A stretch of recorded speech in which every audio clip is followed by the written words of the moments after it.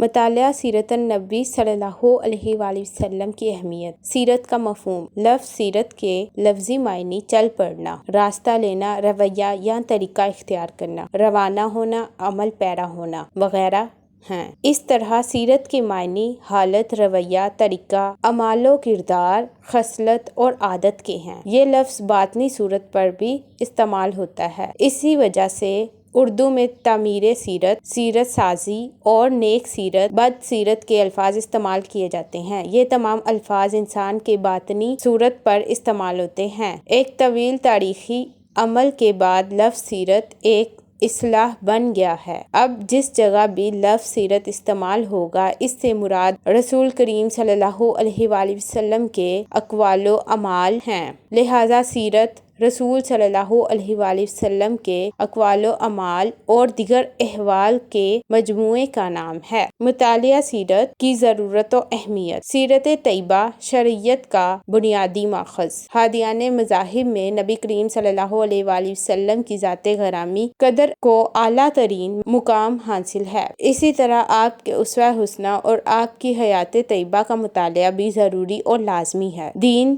قرآن اور رسول صلی اللہ علیہ وآلہ وسلم کے علمی نمونے کا نام ہے۔ اس کے علاوہ کسی چیز کو دین نہیں کہا جا سکتا۔ آپ کا عملی نمونہ احادیث اور سنت کی شکل میں ہی موجود ہے۔ قرآن میں ہے کہ نبی کریم صلی اللہ علیہ وآلہ وسلم تمہیں جو کچھ احکام دیں وہ لے لو اور جس سے منع کریں اس سے رک جاؤ۔ سیرت پر عمل کرنے کا حکم۔ آپ صلی اللہ علیہ وآلہ وسلم کی سیرت طیبہ کا مطالعہ ہمارے لیے اس لیے ضروری اور اہم ہے کہ اللہ تعالیٰ نے یہ حکم صادر فرما دیا ہے کہ لَقَدْ كَانَ لَكُمْ فِي رَسُولِ اللَّهِ أُسْوَةٌ حسنہ۔ تحقیق تمہارے لیے رسول صلی اللہ علیہ وآلہ وسلم زندگی گزارنے کا بہترین نمونہ ہے۔ نمونہ اسی چیز کو کہا جاتا ہے جس کے مطابق کسی اور چیز کو ڈھالنا اور تیار کرنا ہو۔ اسی لیے ماڈل اور نمونے کا مطالعہ ایک بدیہی ضرورت ٹھہرتی ہے۔ عالمگیر نمونہ ہونے کی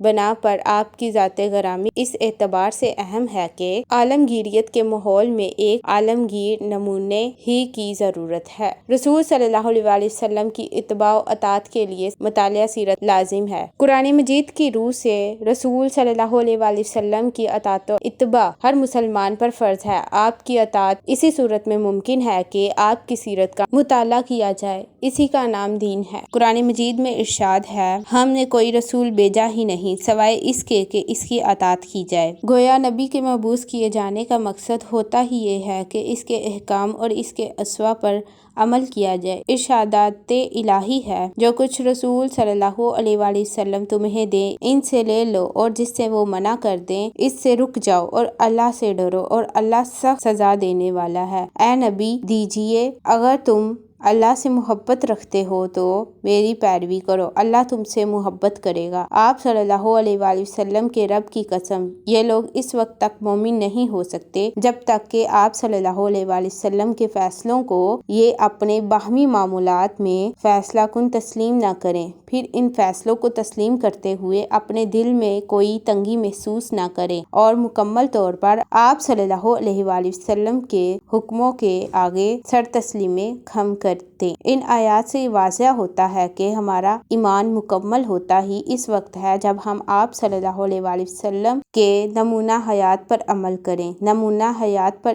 عمل اسی وقت ہوگا جب ہمیں اس کی تفصیلات معلوم ہوں گی۔ گویا نبی کریم صلی اللہ علیہ وآلہ وسلم کی سیرت طیبہ کا مطالعہ تکمیل ایمان کی بنیادی شرط ہے۔ اس مضمون کی احادیث بھی موجود ہیں جن میں آپ صلی اللہ علیہ وآلہ وسلم نے واضح فرمایا ہے کہ تم میں سے کوئی شخص مومن نہیں ہو سکتا جب تک کہ وہ اپنی خواہشات اور پسند و ناپسند کو اس چیز کے تابع نہ کر دے جو میں لے کر آیا ہوں۔ قرآن پر عمل کے لیے سیرت کا مطالعہ ضروری ہے۔ اسلام دین عمل ہے، یعنی یہاں صرف عقائد و نظریات کی بات نہیں بلکہ عقائد و نظریات و ایمان کی قدر و منزلت اسی وقت متعین ہوگی جب اس کے مطابق عمل ہوگا۔ عمل کی شکل کیا ہوگی؟ اس کے لیے ایک نمونے کی ضرورت عقلی اعتبار سے بھی لازم ٹھہرتی ہے۔ یہ نمونہ ہمیں نبی کریم صلی اللہ علیہ وآلہ وسلم کی سیرت سے حاصل ہوتا ہے۔ حضرت عائشہ صدیقہ رضی اللہ تعالیٰ عنہا کا بیان ہے کہ آپ صلی اللہ علیہ وآلہ وسلم کا اخلاق قرآن ہے، گویا نبی کریم صلی اللہ علیہ وآلہ وسلم مجسمے قرآن ہیں۔ قرآن تعلیمات کا نام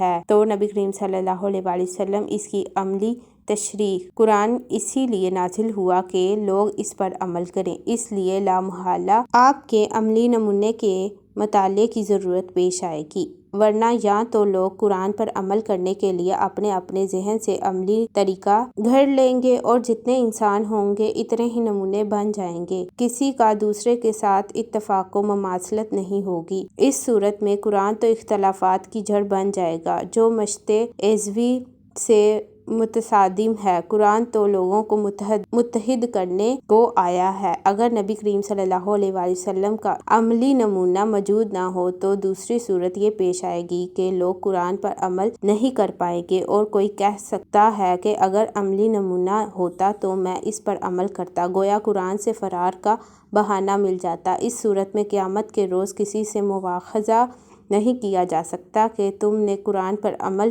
کیوں نہیں کیا، کیونکہ عملی نمونہ موجود نہ تھا۔ عبادات کا طریقہ اور سیرت طیبہ۔ اسلامی عبادات کو سمجھنے کے لیے بھی نبی کریم صلی اللہ علیہ وآلہ وسلم کی سیرت طیبہ کی تفصیلات سے آگاہ ہونا ضروری ہے۔ آپ صلی اللہ علیہ وآلہ وسلم نے فرمایا، تم اس طرح نماز ادا کیا کرو جیسے مجھے ادا کرتے ہوئے دیکھتے ہو۔ اسی طرح فرمایا، ترجمہ: حج کے مناسک مجھ سے سیکھ لو۔ ہمیں معلوم ہونا چاہیے کہ نبی کریم صلی اللہ علیہ وآلہ وسلم نے حج کی ادائیگی کیسے فرمائی۔ اس کے لیے حج کے دوران آپ کی تمام مصروفیات کو جاننا ضروری ہے۔ قرآن مجید میں حلال و حرام کے احکام بیان کر دیے ہیں۔ نبی کریم صلی اللہ علیہ وآلہ وسلم نے ان احکام کی جزئیات بیان کر کے ان احکام کی وضاحت فرمائی۔ زندگی کا عملی نمونہ سیرت سے ہی ملتا ہے۔ پوری زندگی کا ڈھانچہ آپ صلی اللہ علیہ وآلہ وسلم کے عملی نمونہ کی موجودگی میں ہی تشکیل پا سکتا ہے۔ اخلاق، معاملات،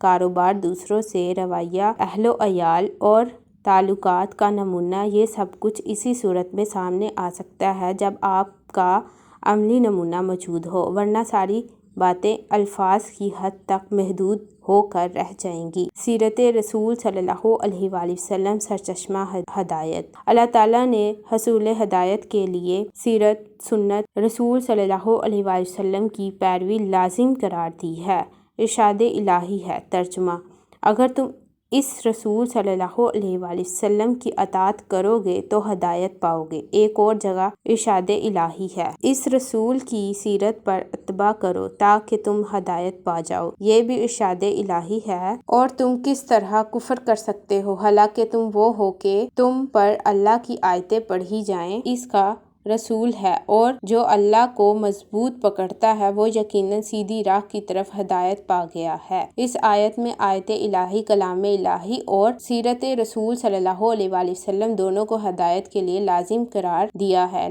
رسول کریم صلی اللہ علیہ وآلہ وسلم نے خود بھی اپنی سیرت کو موجب ہدایت قرار دیا۔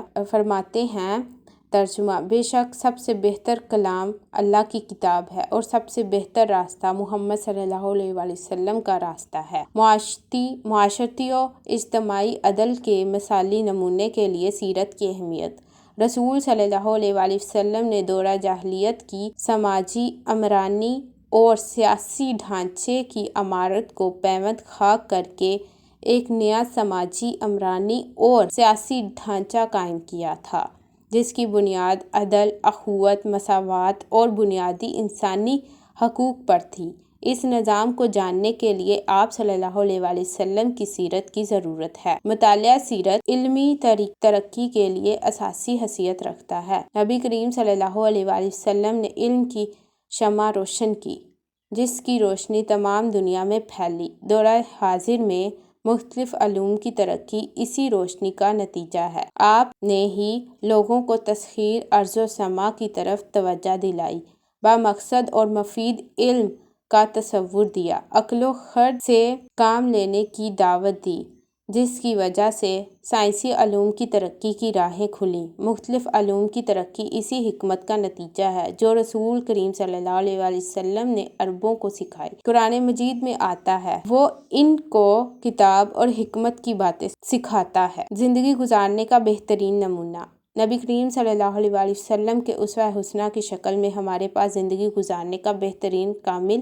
ترین، معتبر ترین نمونہ موجود ہے۔ بقول سید سلیمان ندوی، آپ صلی اللہ علیہ وآلہ وسلم کی سیرت میں عملیت، تاریخیت، جامعیت اور کاملیت کی صفات موجود ہیں۔ سستی انسانیت کے لیے سہارا انسانیت اس وقت ایک خوفناک کرب میں مبتلا ہے۔ ظلم و استحصال عروج پر ہے۔ مسائل کے حل کے لیے جو اقدامات کیے جا رہے ہیں وہ مزید مسائل کے پیدا ہونے کا سبب بن رہے ہیں اور مسائل کی رسی کا سرا مل نہیں رہا۔ اس صورت میں رسول صلی اللہ علیہ وآلہ وسلم کے پرامن اور تیز ترین انقلاب سے روشنی لینا ضروری ہے۔